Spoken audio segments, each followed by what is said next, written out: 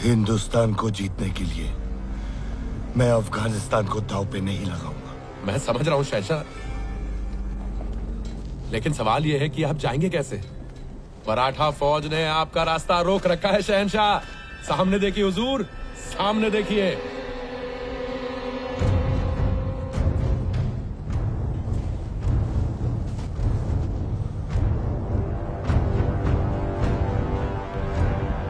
लेकिन अगर मैं इस जंग में फंसा तो कांधार हार जाऊंगा।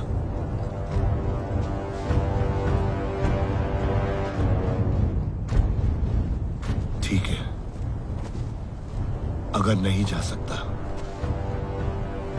तो सुलेनामी का पैगाम भेजो।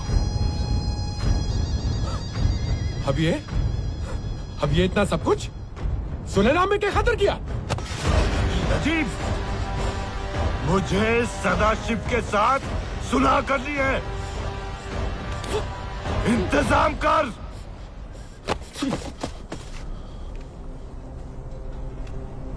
जी हुजूर।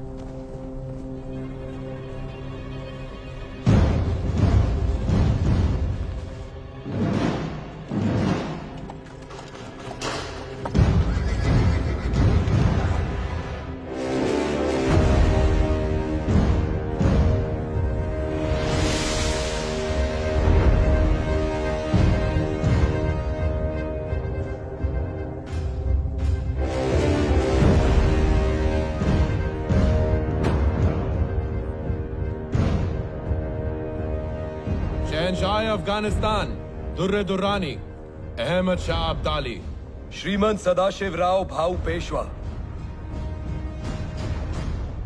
मुझे बताया कि आप सुलह करना चाहते हैं। मैं आपके साथ हूं, क्योंकि युद्ध हमेशा सल्तनतों को उजाड़ देते हैं। इस बात को जानने के लिए बड़ी दूर से आया है। आना पड़ा दुश्मन को रोकने, 1000 कोस दूर। लंबा सफर तो मैंने भी तय किया है। हाँ किया है, लेकिन लूटने के लिए। हम आए हैं रक्षा करने के लिए। तुझसे बहस करने का वक्त नहीं है। मैं जंग नहीं चाहता। अगर तू भी नहीं चाहता तो मेरी शर्त माननी होगी। कैसी शर्त? मैं अमनो अमान के साथ कंधार लौट जाऊंगा अगर तुम मराठा नर्मदा के दक्षिण में रहो और दिल्ली मेरे हवाले कर दो। नहीं, आप अटक के उत्तर में ही रहेंगे, जिस दिशा से आप आए हैं, और दोबारा इस धरती पर कदम नहीं रखेंगे। मैं तुझे एक मौका और देता हूं। दिल्ली की उत्तर की सारी जमीन मेरी और दक्षिण की तेरी। आप अटक के उत्तर में ही रहेंगे और दोबारा हिंदुस्तान में कदम नहीं रखेंगे। मुझे केवल यही शर्त स्वीकार है। जहां मैं खड़ा हूं वहां से उत्तर का सब मेरा, बाकी सब तेरा। नहीं। मुनासिब बात कर बच्चे, नहीं तो मेरी मुहिम बेईमानी हो जाएगी। और मेरी मुहिम बेईमानी हो जाएगी अगर एक घुसपैठिया हिंदुस्तान की मिट्टी पे बना रहता है। और आप इस समय जिस धरती पर खड़े हैं ना, वो मराठा साम्राज्य ही है। तू छोटी सी जमीन के टुकड़े के लिए अपनी जान देने जा रहा है। मैं इस धरती के मिट्टी के एक कण के लिए भी मरने को तैयार हूं। ठीक है, तो फैसला यहीं कर लेते हैं। कीजिए फैसला। शहंशाह, श्रीमंत, ये सुलह का शामियाना है, सौदे का। लड़ने के लिए तो पानीपत का सारा मैदान तैयार पड़ा है।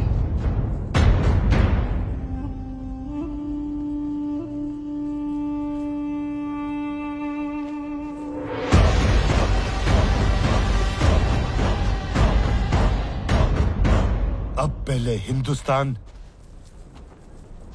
फिर अफगानिस्तान। सही कहा, हिंदुस्तान सदा पहले ही रहेगा।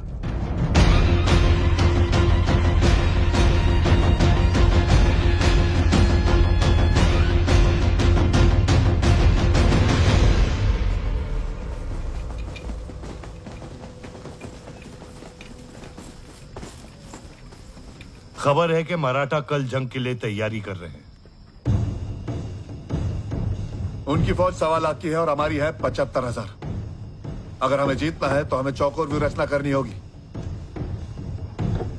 और ऐसे आगे बढ़ना होगा। हमारा लक्ष्य केवल एक है, अफगान फौज की सुरक्षा दीवार को तोड़ना। इब्राहिम अपने तोपचों के साथ सबसे आगे होगा, उसे हाथी दल की मदद लगेगी। उसके पीछे बंदूक सेना, फिर घोड़सवार और सारे सैनिक सबसे पीछे चलेंगे।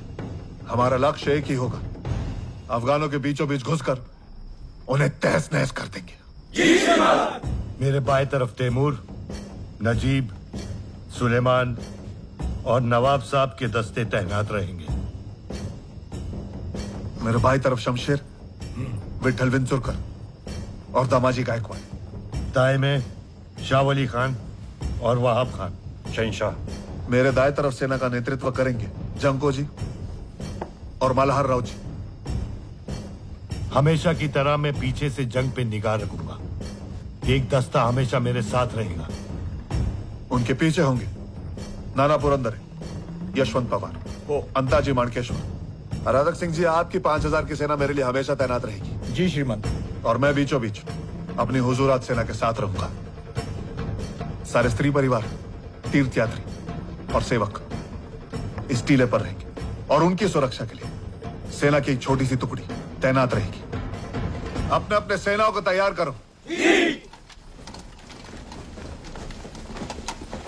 मल्हार राव जी,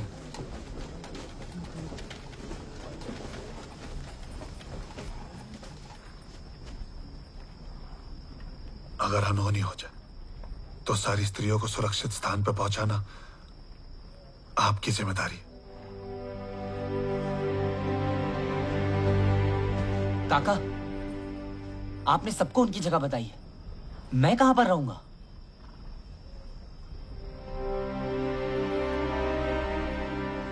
मैं कहीं नहीं जा रहा हूं। तुम वापस जाओगे विश्वास, पीछे के रास्ते से। कोई नहीं देख पाएगा तुम्हें। नहीं, मैं आपके साथ लड़ूंगा। तुम नहीं लड़ोगे, तुम मेरी जिम्मेदारी हो। मैं किसी की जिम्मेदारी नहीं हूं।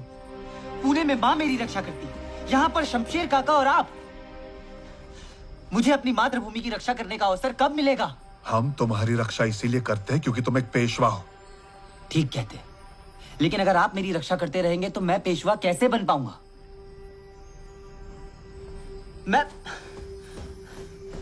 मैं इस सेना का सेनापति हूं। मैं लड़ूंगा।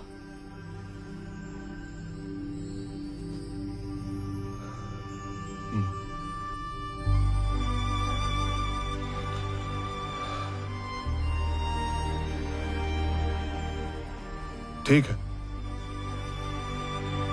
तुम शमशेर और मेरे बीच में रहोगे, एक हाथी पर सवार, मेरे हाथी के पास। लेकिन मेरी एक शर्त है, तुम कभी भी अपने हाथी से नीचे नहीं उतरोगे।